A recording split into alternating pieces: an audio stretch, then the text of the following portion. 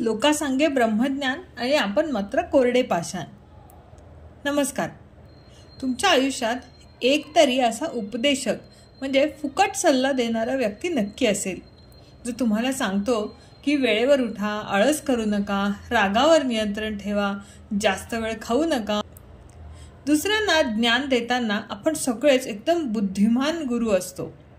आपण जगातील सर्व नियम, धर्म आणि नीतिशास्त्र सांगतो, कारण ती गोष्ट दुसऱ्यासाठी असते। पण जेव्हा तेच ज्ञान स्वतःवर लागू करायची वेळ येते, तेव्हा आपलं ते ज्ञान कुठे जाते? आज आपण अशाच अर्थाचं एक सुभाषित पाहूयात, जे आपल्यातील दुटप्पी स्वभाव उघड करते। परोपदेश वेलायाम शिष्टाः सर्वे भवन्ति वै, विस्मरन्ति तु शिष्टत्वं स्वकार्ये समुपस्थिते। परोपदेश वेलायाम शिष्टाः सर्वे भवन्ति वै। परोपदेश म्हणजे दुसऱ्याला उपदेश करायची वेळ आली असता, वेलायाम म्हणजे वेळ आली असता, दुसऱ्याला उपदेश करायची वेळ आली असता, शिष्टाः सर्वे भवन्ति वै म्हणजे दुसऱ्याला उपदेशाचे डोस पाजायचे असतात, तेव्हा सगळेच जण एकदम शिष्ट, सुसंस्कृत, हुशार असतात। विस्मरन्ति तु शिष्टत्वम, पण हेच शिष्टत्व म्हणजे हीच हुशारी माणूस विसरून जातो। कधी? तर स्वकार्ये समुपस्थिते, म्हणजे स्वतःवर तशीच वेळ जेव्हा येते तेव्हा मात्र सगळी हुशारी विसरून जातात आणि स्वतःच्या स्वार्थाला अनुसरून जे काही असेल तसेच वागतात। आपलं काम उपस्थित झालं की त्यावेळी मात्र सगळं शहाणपण माणूस सोयीस्करपणे विसरून जातो।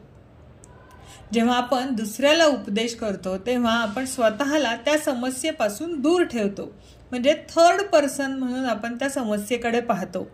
त्यामुळे आपण अगदी शांतपणे, अनुभवी आणि शिस्तबद्ध वाटतो। परंतु स्वतःचं काम करायची जेव्हा वेळ येते तेव्हा हे सगळं शहाणपण विसरून जातो आणि हीच खरी परीक्षा असते।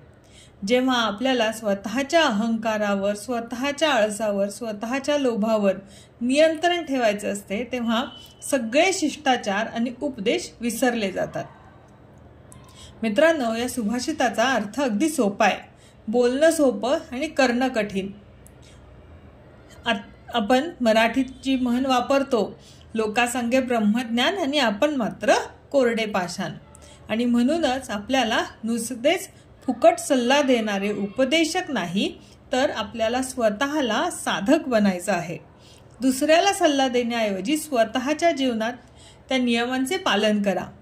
दुसऱ्याला उपदेश देण्यापूर्वी स्वतःच्या कृतीची तपासणी करा। जर तुम्ही त्या नियमांचे पालन करत असाल तरच तुम्ही सल्ला देण्यास पात्र आहात। असा कोणता उपदेश आहे जो तुम्ही लोकांना देता पण स्वतः मात्र विसरता? मला कमेंटमध्ये नक्की सांगा आणि आजच त्या एका नियमाचे पालन करण्याचा संकल्प करा। हा व्हिडिओ तुम्हाला आवडला असल्यास लाईक करा आणि तुमच्या मित्रांनाही शेअर करा, त्यांनाही स्वतःचे शिष्टत्व आठवू द्या। थँक्यू।